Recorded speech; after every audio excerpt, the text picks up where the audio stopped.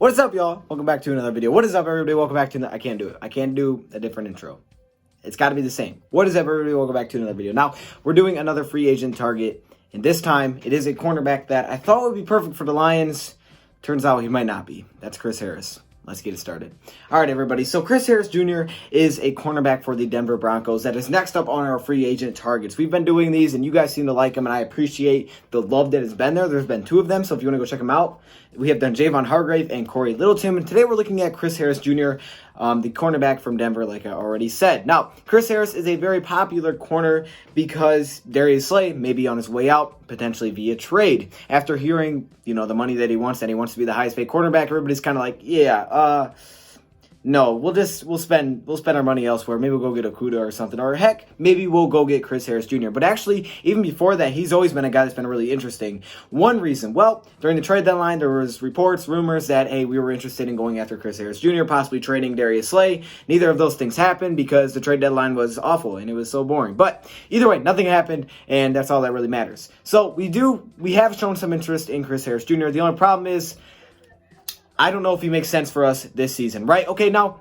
I'm going to explain what I mean, and I really do like Chris Harris Jr. as a player. So what would be his role as a Detroit Lion? Well, his role would either be our number 1 cornerback if Darius Slay, like I said, is traded, or he would be like our number 2 cornerback if we keep Darius Slay, and let me just say, that would be a scary secondary. Oh, I didn't mean to rhyme that, but that'd be Coleman, Slay, Harris, Amani. Whoa, that'd be nice, okay? I'm just saying, because Slay, you don't have to get rid of him. Just because you don't sign him to a big deal doesn't mean you can't let him just go through his final year. You know what I'm saying? So you could do that, especially if you sign Chris Harris, or you can get rid of him, whatever you want to do. Now, this is a player that came out of the University of Kansas, and he was actually an undrafted free agent. He was a 5'9", 194-pound cornerback that ran a 4.48 40-yard dash and had a 34-inch vertical. So he was undrafted. Like I said, back in 2011, he was undrafted, which actually surprised me. I got to learn something very new about Chris Harris. I didn't realize he was undrafted, and then that year when he was signed as a rookie, he was on the all-rookie team. What? I guess he won some kind of breakout player award. That's super impressive. Let's just give a round of applause real quick to my guy, Chris Harris Jr. Now, we're going to run through some stats, advanced stats, stuff like that. And, I'll tell you why, what it is, what's going down. Okay, stop. Let's get this thing started. So, there's a lot of stats to look at because, like I said, he's been in the league since 2011 all the way into 2019. And he's been a very consistent, very talented cornerback who's had some really good years, who's been really healthy, which is something that I love. So let's go through it really fast. So in 2011, where he played 16 games, he had 62 total tackles, 1 interception, and 6 pass deflections. That was his rookie year. 2012, 15 games played, 51 total tackles, 3 interceptions, 12 pass deflections. In 2013, 16 games, 58 tackles, 3 interceptions, 14 pass deflections. You can see the consistency. You can see that he's not missing games. You can see that across the board, his numbers are just very consistent. That's really cool to see. Then in 2000, and consistently good, not bad, okay? Don't get it twisted. Then in 2014, 16 more games played, 50 total tackles, 3 interceptions, and 17 pass deflections. Then in 2015, 16 games played, 49 total tackles, 2 interceptions, 6 pass deflections. 2016, 16 games played, 57 total tackles, 2 interceptions, 11 pass deflections. This is not normal to see a guy this healthy, okay? This is really good to see. In 2017, 16 games played, 32 total tackles, a little bit of a dip there, 2 interceptions, and 7 pass deflections. 2018, 12 games played, which is that 1 year where he took a dip down, and he had 40 total tackles, 3 interceptions, and 10 pass deflections, so still 3 interceptions. And finally, in 2019, 16 games played, 44 total tackles, 1 interception, and 7 pass deflections. The consistency there, the health is there, and that's why I love him. Okay, he's been a first-team All-Pro before. In 2016, he was a first-team All-Pro when he had 57 total tackles, 2 interceptions, 11 pass deflections. And he's made it to the Pro Bowl 4 times in 2014, 15, 16, 18. All those years, a Pro Bowl player. Now, let's look at some advanced stats, and then I'll get into the reason why I'm a little bit cautious if Chris Harris may not be a Detroit Lions this offseason. Dang it. Okay, so we have 2 years to look at, recent years, 2018 and 2019. Let's look at some advanced stats. So 2018, he allowed 64.8% completion percentage, as well as 497 yards, 4 touchdowns, and an 86 quarterback pass rating. Not too bad. It's honestly pretty good. Not bad at all. In 2019, though, we took a little bit of a dip, allowing 67% completion percentage, over 700 receiving yards, 4 touchdowns, and 112 passer rating. Yes, definitely a dip there. And, there was some stuff that was going on with Chris. He was waiting to get that big payday, didn't get it. I believe he signed a 1-year deal, and now he's looking to get that big payday. And that's why I'm worried.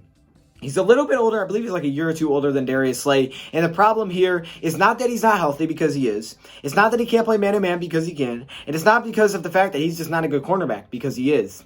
The problem is he wants money. And dang it, he wants a lot of money. Chris Harris Jr. has said on articles that I have seen, obviously not everything is true, but on 24/7 Sports, he has said he is looking to be the highest paid cornerback this offseason. Oh my goodness. Can we stop? We just had to hear this from Darius Slay, and everybody's like, oh crap, okay, move on from Darius Slay.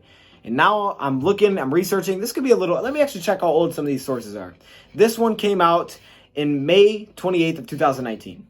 So in 2019, he was looking to be the highest paid. Is he still looking to be the highest paid? I don't know. But at least then he was. And that's the only thing I have against him. That's the only thing, because he's really good. I would love to have him. He fits the scheme well. And the problem is, if he wants to be the highest paid cornerback and he wants $15 million a year, you're better off just keeping Darius Slay. You are. You're better off paying a younger guy that's familiar with the system, and he's had better statistical years. He's been more consistent, not necessarily healthy. I'd say they've been pretty much similar, but he's younger, and his stats have been better. His advanced stats have been way better. Than Chris Harris Jr. And it's not that Chris Harris is bad. Slay's been really good. The problem is, if he's asking for money like Darius Slay, and it's just a $1 million difference, then why would you pay Chris Harris Jr. and not Darius Slay, right? Unless you really don't like Darius Slay. So for me, if you pay him 10, maybe 12 at the max a year, maybe I would be okay with it. But if you go over that, then I think you might as well just go get Darius Slay back, because $15 million is about the top right now. Expected to go up to like $16, $17 million at the top next season. And if Chris Harris wants around that, I don't think we can go. I don't think that makes any sense. You might as well just say, okay, you know what, Slay, we'll just give you a deal then right now before it starts to go back up again. Otherwise, if he takes less and he's saying 10 to 12 after the year, he's like, 10 to 12. I mean, even though he did play on all 16 games, maybe he's saying 10 to 12 and he's like, okay, you know what? Maybe I'm not the same player. I'm aging a little bit. Okay, I'll take a cheaper contract. And then he makes perfect sense, and I could see him fitting the Detroit Lions really well, whether it's with or without Darius Slay. So there you go. I like Chris Harris Jr. think he would be a perfect fit. Problem is the contract. If that goes down, we sign him. Would I sign him? Yes, if the contract is right. If he wants to be one of the highest paid cornerbacks, then no, because I would rather just bring back Darius Slay. All right, dog, the ending cut off, so I'm just going to hop in here. Thank you, Prep, for watching, and I'm out. Actually, thank you, guys. What am I doing? Thank you, Prep, for watching, and I'm out.